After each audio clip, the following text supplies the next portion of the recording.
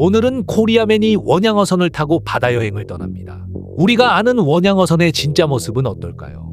배를 타고 일한다는 건 어떤 게 보여질까요? 정말 영화처럼 힘든 일정이 기다리고 있을까요? 오늘은 인간이 원양어선을 타면 어떻게 되는가에 대한 영상입니다.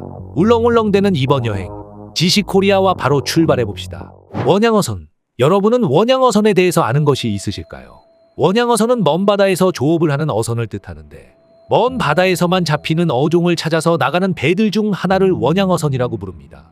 바다에 체류하기 시작하면 몇 주 이상씩 나갔다 오는 경우가 있을 정도이며, 대부분 선원들은 바다 위에서 살게 됩니다.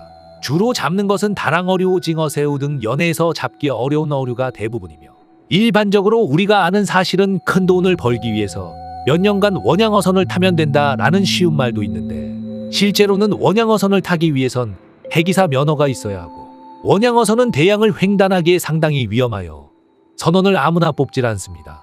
또한 해기사 면허를 따려면 수상계 교육을 이수하여야 하며 노력과 열정, 전문적인 과정이 있어야지만 원양어선을 타는 거지, 아는 속설들처럼 쉽게 원양어선을 타는 건 아닌 게 사실입니다. 그래서 역시나 오늘도 억지로 여러분들 우리의 배멀미가 있는 코리아맨이 바닷배로 출근 도장을 찍습니다.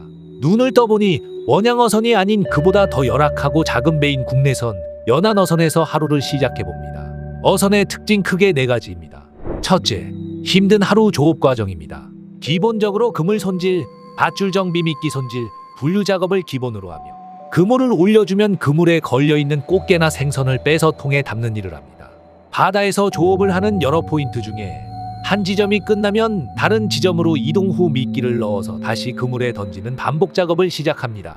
여기서 미끼 손질을 또 하게 되는데, 정어리 혹은 생선 찌꺼기로 미끼를 쓰기에 이 냄새가 굉장히 역하게 느껴집니다.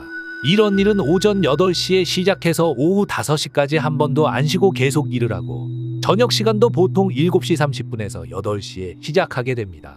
또한 값어치가 있는 해산물들은 어창에 보관하고 그 외 것들은 배 밖으로 던지는 분류 작업을 하는데, 배가 많이 흔들리고 바닷물이 워낙 배 위까지 올라와 선원들을 덮치니 아무리 작업복을 입고 있어도 온몸이 물에 젖고 눈도 못 뜰 정도로 힘이 들기 시작합니다. 눈을 닫고 싶어도 고무장갑을 끼고 있기에 간신히 눈을 뜨고 작업을 계속 이어갑니다. 저녁을 먹고 잠시 쉰 다음 포인트가 오면 다시 작업 시작.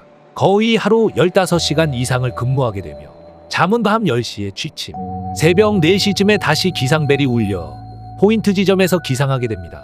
만약 실제로 조업이 너무 힘들어 포기하고 싶다면 선장님과 진실된 마음으로 상담을 하고 어획물을 수거하는 큰 배가 왔을 때 타고 나가면 됩니다. 다만 쉽게 포기해버린다면 같이 고생하는 선원들에게 갸십시앙욕을 먹을 게 뻔하기에 코리아맨은 포기하고픈 마음은 꾹 참고 이 바다바람을 몸소 느껴봅니다. 하도 조업하는데 걸구 넘어져서 별명이 걸구인 이 30대 김걸구 씨도 포기하고 싶은 마음인 것 같지만 괜찮습니다. 우리는 젊은 열정이 가득하니까요. 마음이 맞는 것 같은 친구와 함께 바다 내음 맡으며 반복되는 일을 계속 기다려봅니다. 둘째, 생활 환경입니다. 대부분 초반에 배멀미가 심하게 있지만 적응하면 내 몸과 저 파도가 한 몸이라 생각하고 적응하게 되며, 음식은 조리사가 따로 있어서 음식을 해먹습니다. 조업을 하다가 걸려 나온 각종 해산물, 낙지, 전복, 문어 등등으로 요리를 해먹습니다. 맛이 크게 있는 편은 아니며 간혹 조리사님이 담배를 입에 물고 요리하는 경우도 있지만, 허기가 지기에 담배든 무엇이든 상관없는 코리아맨입니다. 그래도 대부분 라면을 많이 먹는 편이며 각종 해산물을 같이 넣어 끓여 먹기에 해산물 라면이 거의 주식이라 보시면 됩니다.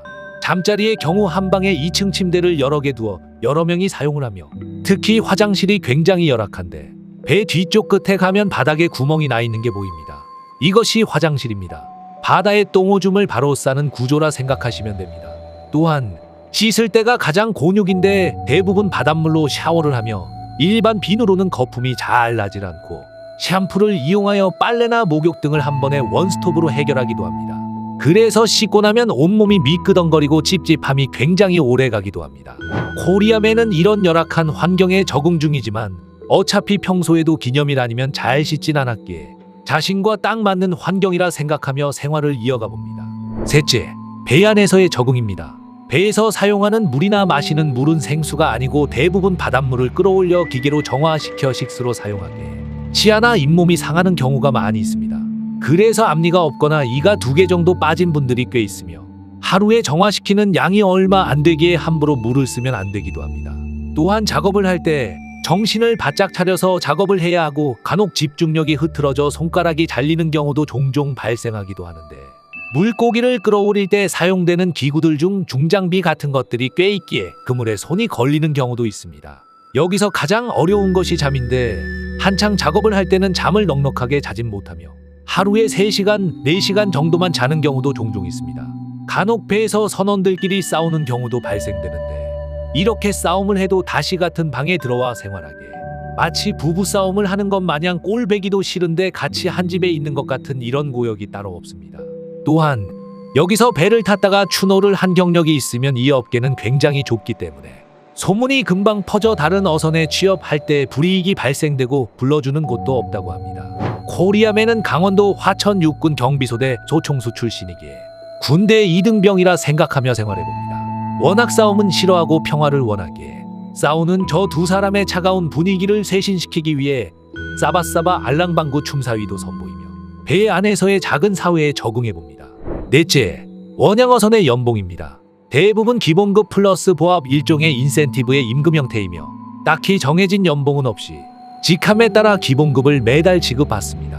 여기서 나머지 금액은 보합제라 하여 경비 등을 제외하고 어획량에 따라 어획물 판매 후 최종적으로 선원들끼리 정산하는 방식인데 어획량이 없으면 못 받고 어획량이 많으면 많은 돈을 받는 형태입니다. 정해진 연봉은 없어도 기본급만 1년 4천만 원 이상이며 수당이나 보합제 비용 등 정산받으면 최대 연봉 2억까지도 가능하지만 이와 같은 경우는 굉장히 쉽지 않은 케이스이기도 합니다.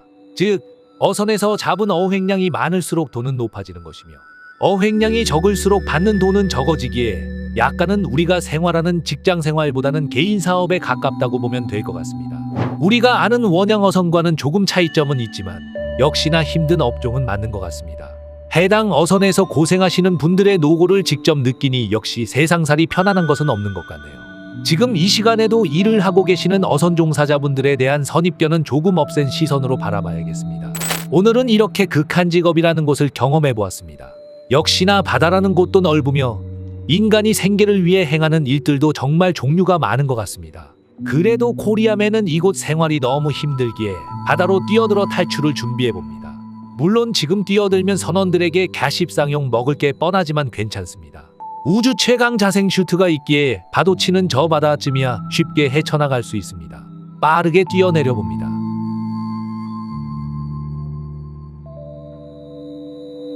같이 뛰어내린 김걸구 씨와 함께 멀리서 튜브를 같이 가지고 와주는 붕신이를 끝으로 오늘은 마무리하겠습니다.